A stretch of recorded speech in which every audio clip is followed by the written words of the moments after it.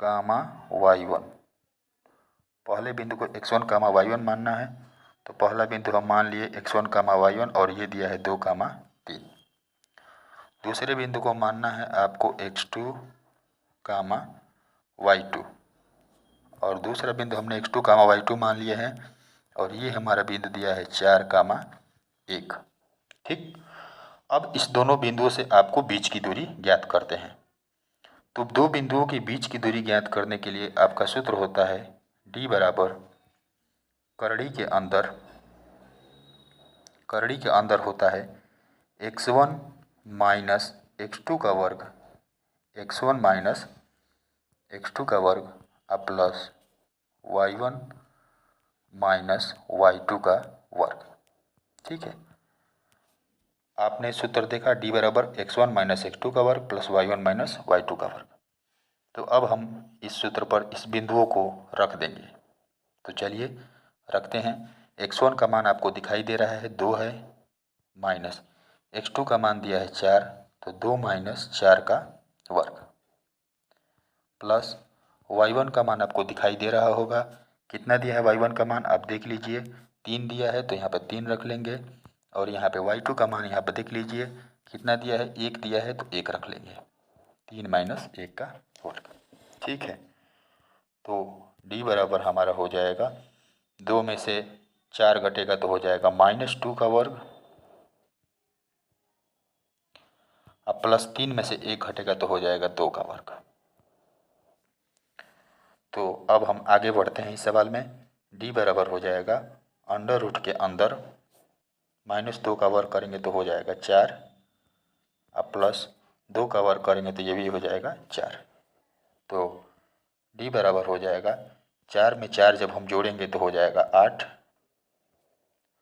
और 8 का वर्गमूल सभी लोग जानते हैं, 8 का वर्गमूल क्या होता है, तो 2 करड़ी 2 होता है। बिल्कुल, और यही हमारा आंसर हो जाएगा। तो आप इस तरह से दो बिंदुओं के बीच की दूरी को आसानी से निकाल सकते हैं। सबसे पहले क्या करना है, आपको बिंदु को मानना है। बिंदु को x1 y1 मान लीजिए। दूसरे स्टेप में आपको क्या करना है, दूसरा जो होगा वो x2 y2 होगा। दोनों बिंदुओं के बीच की दूरी का सूत्र रखना है। सूत्र रखने के बाद आपको उस सभी मानों को इसमें पुट कर देना है और पुट करने के बाद सॉल्व कर लेना है। सॉल्व करने के बाद आपके दोनों बिंदुओं के बीच की दूरी ज्ञात हो जाएगा। सवाल आप सभी लोगों को समझ में आ गया होगा। तो अगले सवाल की तरफ हम बढ़ेंगे, अगले टाइप के सवाल की तरफ। ठीक है, ये सवाल सभी लोगों को समझ में आ गया होगा। चलिए बढ़ते हैं अगले टाइप के सवाल की तरफ हम। ठीक है, चलिए देखिए, ये दूसरे टाइप का सवाल है। इसमें कह रहा है सवाल में कि y का मान ज्ञात कीजिए जिसके लिए बिंदु 2 कामा -3 और 10 कामा y के बीच की दूरी 10 मात्रक है।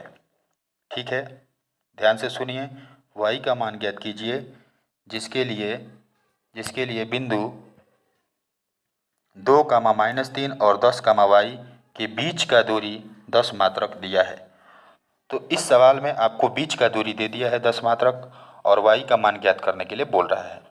तो चलिए हम पिछले सवाल की तरफ, पहले बिंदु को हम मान लेंगे x1 कामा y1 और पहला बिंदु x1 कामा y1 का मान दिया है हमारा, कितना दिया है, 2 कामा -3। ठीक है, दूसरा बिंदु हमारा दिया है x2 कामा y2 और ये दिया है हमारा, आप देख सकते हैं, 10 कामा y। ठीक है, और इस सवाल में आपको बीच का दूरी दे दिया है। बीच का दूरी d का मान आपको दे दिया है। d का मान कितना दिया है, तो 10 मात्रक दिया है। बिल्कुल समझ में आ रहा होगा आपको। अब हम अपना सूत्र का प्रयोग करते हैं।